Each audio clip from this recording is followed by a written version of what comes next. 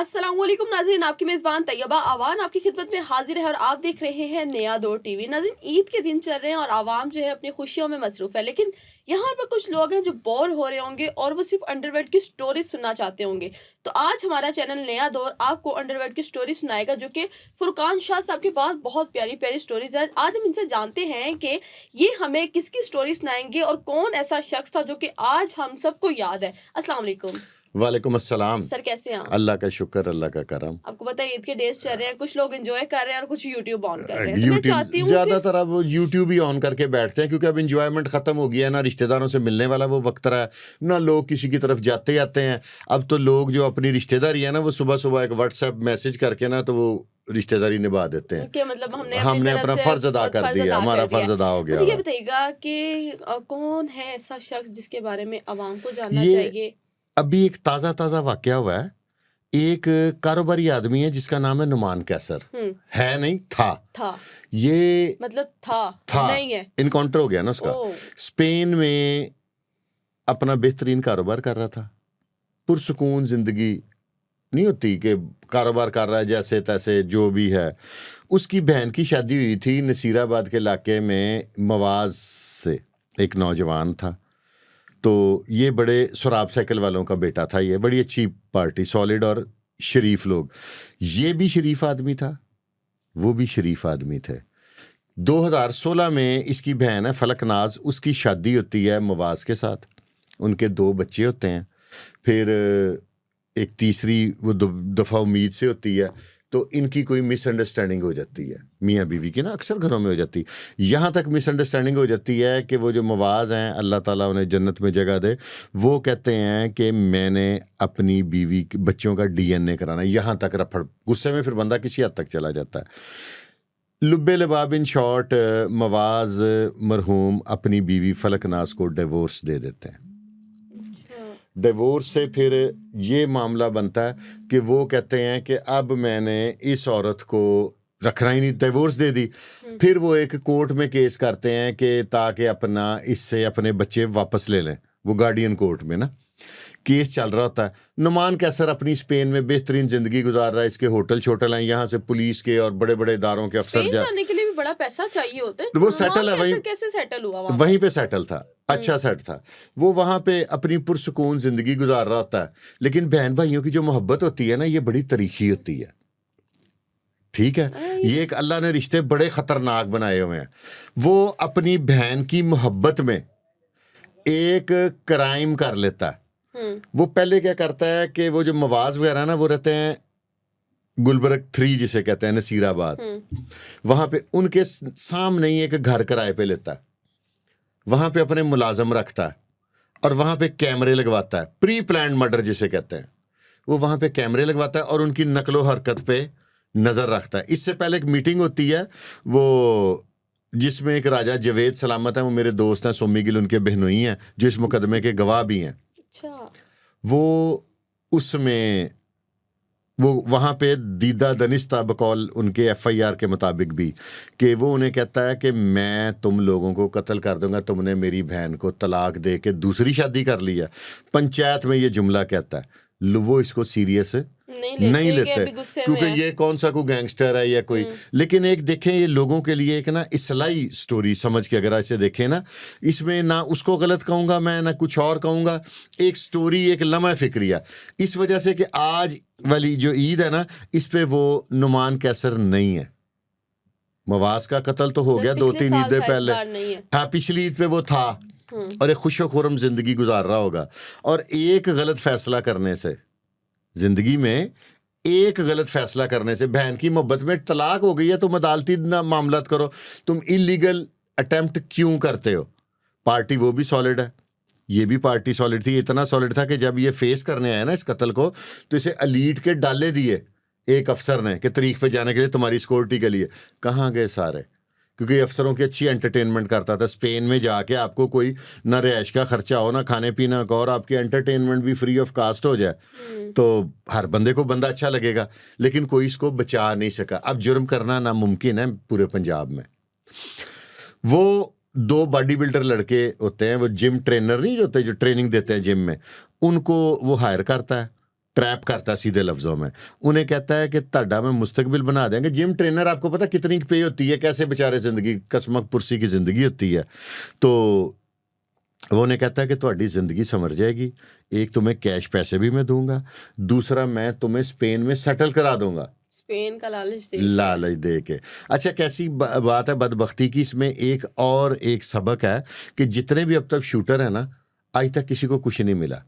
अगर मिला तो पुलिस की तरफ से, सीसीडी की तरफ से इनकाउंटर या एक गोली मिली है जिससे उनकी जान चली गई है। लेकिन फिर भी लोग समझते नहीं, शूटर बनने पे पता नहीं क्यों तैयार हो जाते हैं। वो दोनों लड़के इसके काबू चढ़ जाते हैं। उनमें से एक लड़का बड़ा चालाक होता है। वो क्या करता है, मवाज का मोबाइल नंबर लेके उसको फोन करता है। वो कहता है कि हम लोग कुछ ऐसा कर लेते हैं कि हमें पर्चा भी ना हो, कोई जुर्म भी ना हो और हमारी दिहाड़ी भी लग जाए। दूसरा लड़का उसे कहता है क्या करते हैं, कहता है मवाज को फोन करते हैं, उसे बताते हैं कि यार तेरी सुपारी हमारे पास आई हुई है, तो अगर तू बचना चाहता है तो हमें पैसे दे, तो हम उसके पैसों से वापस कर देते हैं।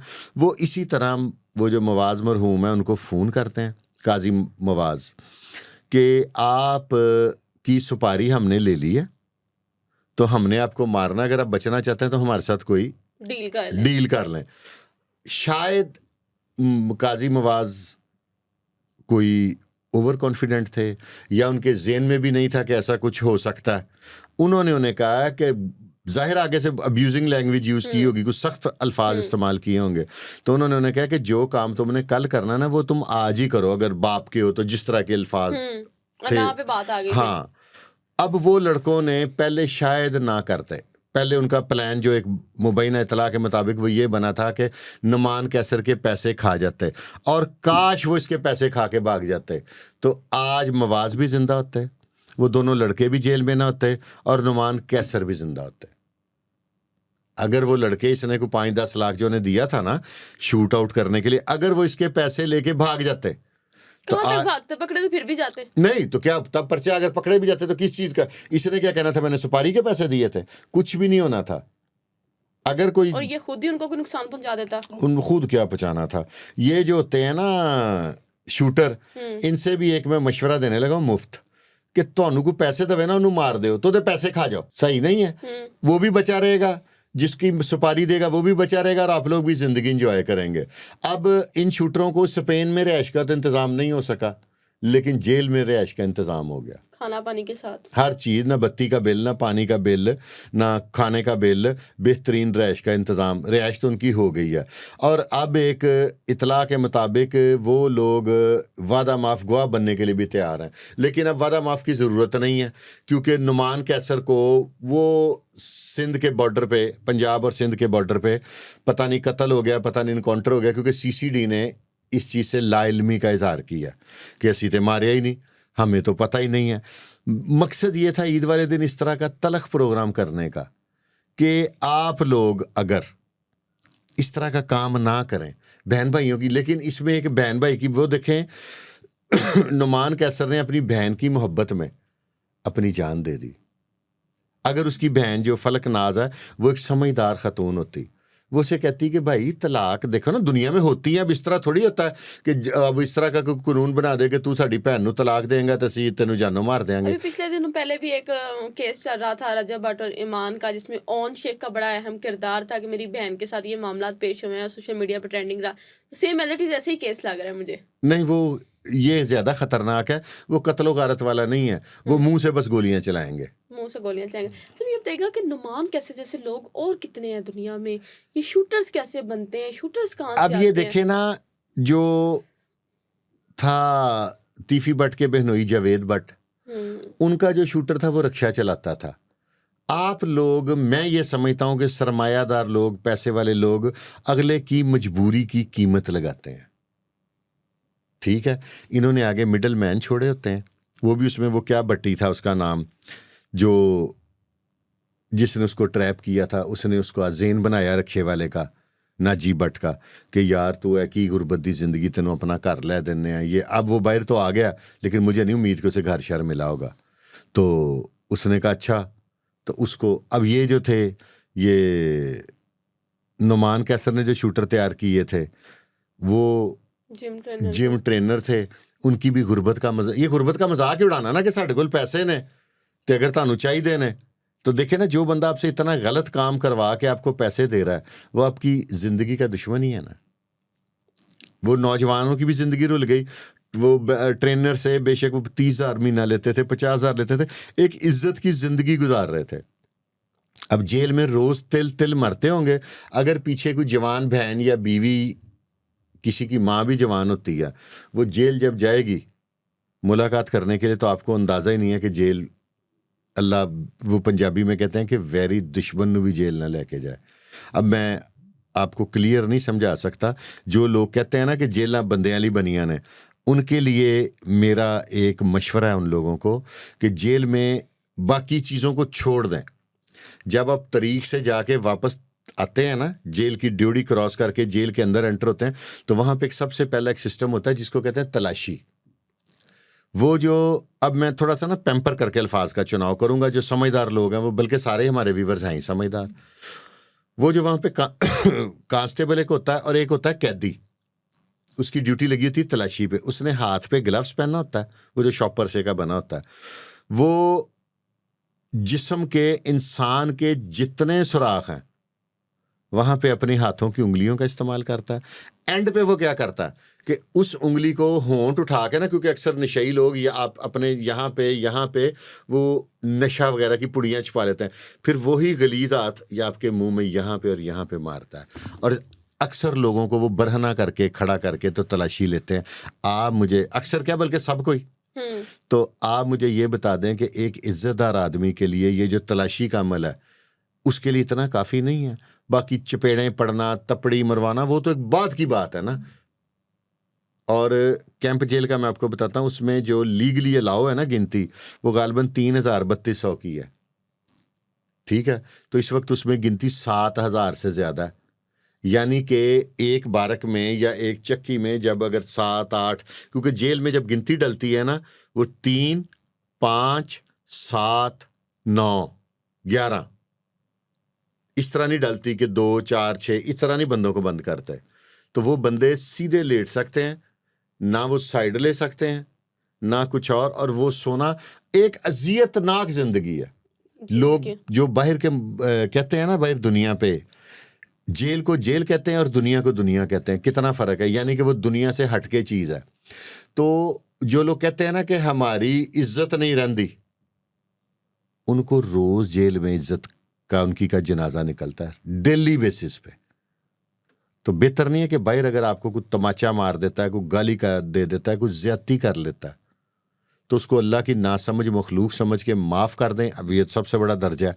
नहीं माफ़ कर सकते तो अल्लाह की अदालत में उस बात को छोड़ दें, ना कि आप कानून को हाथ में लें, जेल जाएं और अपनी ज़िंदगी का बेड़ा गर्क कर लें। अब नुमान कैसर अगर ये इकदाम ना करता, अपने साबका बहनोई की जान ना लेता, शूटरों की मदद से बड़ी प्लानिंग की।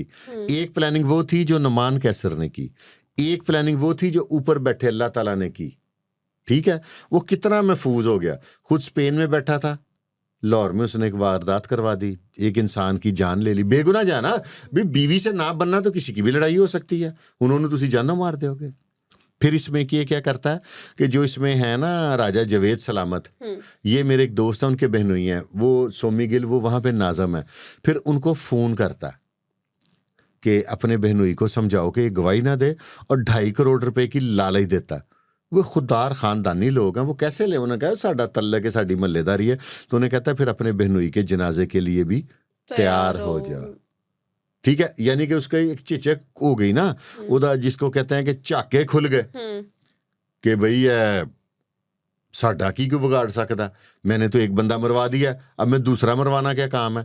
जैसे वो था ये एहसन शाह दोस्ती, हाँ जी, उसने एक बात की थी, आपको याद है जब उसका कत्ल हो गया बलाज का, तो उसकी जेल से एक वीडियो लीक हुई थी जिसमें उसने कहा था कि मैं बस अपनी बीवी से बात कर रहा था, मैं सऊदी अरब जा रहा हूं, तो मैं फिर उम्रा करके तो एक पुलिस वाले जो शकील भट्ट है उनका इनकाउंटर, उनका मर्डर करवा दूंगा, शूट आउट करवा दूंगा। ये इनकी गलत फहमी होती हैं, इनकी ना झिझक उतर जाती है। अगर नुमान कैसर इस केस में से बच जाता है तो मैं नहीं समझता कि उन्होंने आगे से कुछ अच्छे काम करने थे। उस बंदे की टोटल लाइफ का यही हो जानी पटरी थी। चेंज हो जानी थी, ट्रैक ही टोटल चेंज हो जाना था। स्पेन में रह के लाहौर में या अब पंजाब में बंदे रह के मरवाई कुछ जा भी रहे कर हैं तो, सकते और हो। ये ऐसे नहीं आया, इसमें सीसीडी का रोल जरूर है। सीसीडी ने इसके रेड वारंट इशू करवाए, रेड वारंट इशू करवाए तो वो वहां पे उसको रोज थाने में हाजिरी देनी पड़ती थी, उसको बकायदा वहां पे साथ उन्होंने कहा था 2 गवाह लेके आने हैं, और वो बयान लिखते थे कि तुमने कत्ल कराया, ये कराया, वो कराया। एक बड़ा टफ जॉब था, तो उसको मजबूर किया। फिर उसने अपनी तरफ से की चालाकी, किधर रिटें रुटें करके बड़ी रिटें की। इवन के सीसीडी के जो हेड हैं सुहेल जफर चट्टा साहब, उनको भी कोई एक से ज़्यादा मरतबा हाई कोर्ट में पेश होना पड़ा। कोई गालबन आसफा शाहीन है कि कौन खतून है जो उनकी तरफ से रिटें कर रही हैं। अब भी उन्होंने रिट की कि हमारा भाई जेल से निकला तो उसको बाहर से किसी नामालूम लोगों ने अगवा कर लिया। वो जब फिर वहाँ पे पुलिस ने पेश किया कि जिसका तो वहाँ पे इनकाउंटर हो गया, तो वो फिर रिट डिस्पोज ऑफ हो जानी थी। लेकिन मकसद ये सारी बात बताने का ईद के इस पुरमसरत मौके पे कि अगर आप लोग कानून को हाथ में नहीं लेंगे तो अगली ऐसी हज़ारों ईदें देख सकते हैं।